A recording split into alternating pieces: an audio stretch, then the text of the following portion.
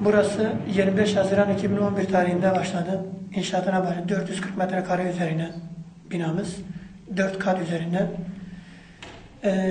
Mortaj üzerine etrafı taşla kaplama taş üzerine kurduk. 5 tane dershaneden oluşuyor. 5 tane yatakhaneden oluşuyor. 50 tane yatak kapasiteli kız talebeler, yani dini eğitimini görebilmek için binlerce hayırseverlerin yardımıyla bu işin başladı bu işe. Cenab-ı Hak bu insanların yardımlarını kabul etsin inşallah.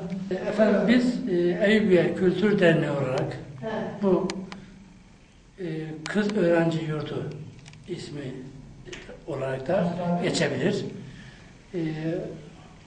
Hayırseverlerin, yüzlerce, binlerce hayırseverlerin katkılarıyla, yardımlarıyla bu binamız, bu kursumuz meydana gelmiştir.